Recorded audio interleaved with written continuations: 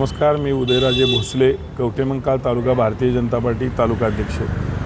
या ठिकाणी कवठेमंकाळला प्रांत कार्यालय व्हावं यासाठी बऱ्याच 7-8 महिन्यापासूनच्या पाठपुराव्याला राष्ट्रवादी काँग्रेसच्या माध्यमातून, अजितदादांच्या माध्यमातून या ठिकाणी प्रयत्न झाले होते, सकारात्मकदृष्ट्या प्रयत्न झाले होते। त्यांचा पत्रव्यवहार आयुक्त कार्यालयावरून खाली कलेक्टर ऑफिसपर्यंत आला होता।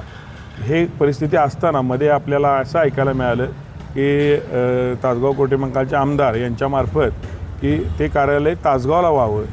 तर ही मागणी करत असताना त्यांनी कवठेमंकाळ तालुक्याच्या जनतेला गृहीत धरून कोणत्याही प्रकारच्या खाली स्थानिक लेवलचा आढावा न घेता, भौगोलिक परिस्थितीचा अभ्यास न करता चुकीची ब्रीफिंग या ठिकाणी बावनकुळे साहेबांना, महसूल मंत्र्यांना केली आणि त्या दृष्टीनं त्यांनी आयुक्तांना किंवा किंबहुना कलेक्टरांना तशा पद्धतीनं चुकीची माहिती देण्याचा प्रयत्न केला।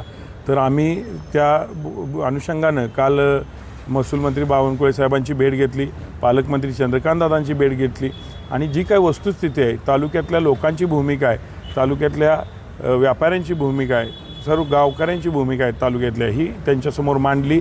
यामध्ये असे विषय आहे की प्रांत कार्यालय हे त्यांनी असं सांगितलेलं आहे की कोकळ्यासारखी गावं, कवठेमंकाळचा पूर्व भाग हा मिरज लांब पडते आणि तासगाव ॲक्च्युली जवळ पडते। तासगावपेक्षा कवठेमंकाळला जर प्रांत कार्यालय जर असतं, म्हणजे मंजूर झालं होतं, तर कवठेमंकाळ हे 20 किलोमीटरच्या अंतरामध्ये आहे। कवठेमंकाळच्या पश्चिम भागातली जी गावं आहेत, ॲक्च्युली मिरजमध्ये जरी कार्यालय राहिलं तरीसुद्धा ते 20 किलोमीटर अंतरामध्ये ते मिरज जवळ पडेल।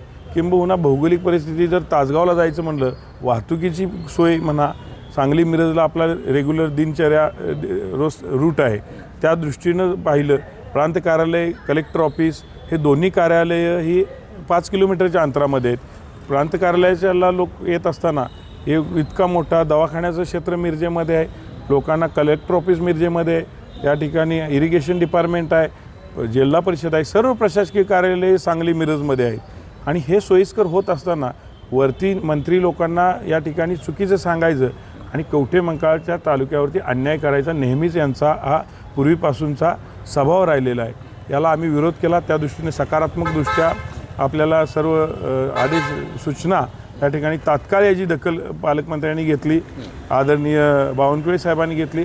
आणि इथून यापूर्वीचा जर आपण इतिहास बघितला, गेली 15 वर्ष या कवठेमंकाळ तालुक्याला त्यांच्याकडून दुजाभाव होत आहे। कवठेमंकाळ तालुक्यातील जनतेला गृहीत धरलं जात आहे। पण इथून पुढच्या काळामध्ये असे कोणतेही निर्णय तुमच्या माध्यमातून आम्हाला सांगणं आहे की त्यांनी घेऊ नयेत, कवठेमंकाळ तालुक्याच्या जनतेची दिशाभूल करू नये, फसवणूक करू नये। किंबहुना आमचं असं मत आहे की गावागावातल्या लोकांनी जर असा निर्णयाला परत जर त्यांनी आग्रह केला तर आम्ही गावागावात जन आंदोलन उभा करेन आणि हे कार्यालय कवठेमंकाळलाच व्हावं या दृष्टीनं आम्ही पुढे मागणी करत आहोत, सर्वपक्षीय मागणी करत आहोत। लोकशाही मराठी ऐका, पहा, जागरूक रहा।